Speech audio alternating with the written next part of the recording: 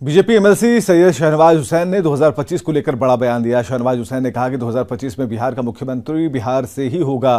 नीतीश कुमार चाहें तो 2023-24 में तेजस्वी को सीएम बना सकते हैं। दूसरा, नीतीश कुमार जी कह रहे हैं कि अब तेजस्वी जी आगे बढ़ेंगे। तो अगर तेजस्वी जी को मुख्यमंत्री बनना होगा तो अभी नीतीश जी चाहें तो वो बन सकते हैं, लेकिन 24 में के बाद जब 25 का विधानसभा चुनाव होगा तो मुख्यमंत्री वही बनेगा जिसके छाती पे कमल का फूल होगा। यानी भारतीय जनता पार्टी का कोई नेता बिहार का मुख्यमंत्री बनेगा, वो जनता तय करेगी। बीजेपी की तरफ से चेहरा कौन होगा? आप कह रहे हैं ये कमल का फूल जिसके...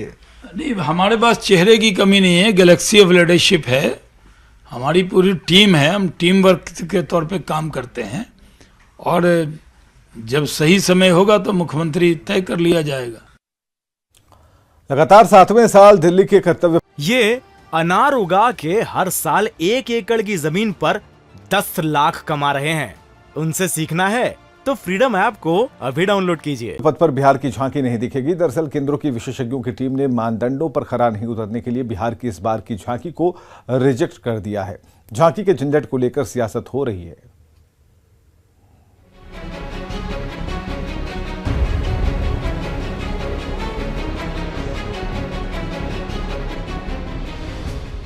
बिहार की झांकी इस बार भी गणतंत्र दिवस के मौके पर नहीं दिखेगी। दिल्ली के कर्तव्य पथ पर यह लगातार 7वीं बार होगा जब बिहार की झांकी नजर नहीं आएगी।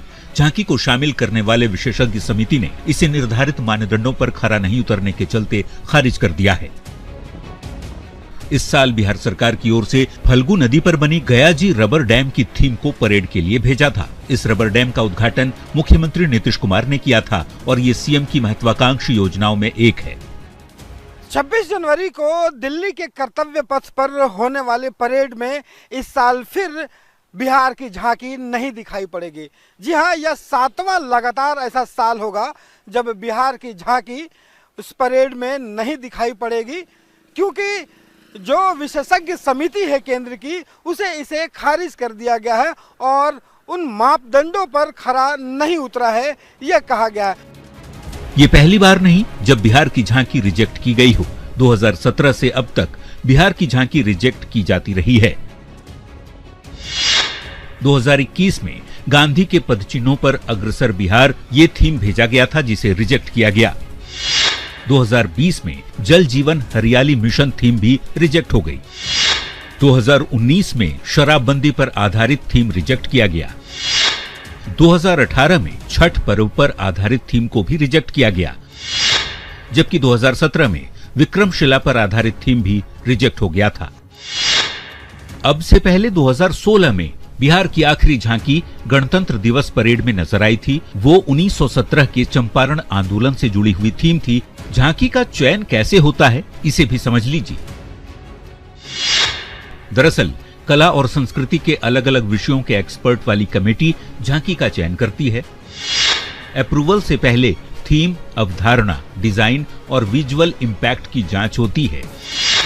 विजुअल अपील, जनता पर प्रभाव, विचार, विषय, संगीत जैसे पैरामीटर को आधार बनाया जाता है और मानदंडों पर खरा उतरने के बाद ही संबंधित झांकी को परेड में शामिल किया जाता है।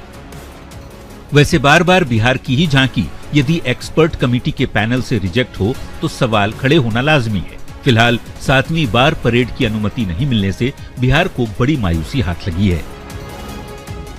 न्यूज़ 18 के लिए पटना से रवि एस नारायण के साथ ब्यूरो रिपोर्ट।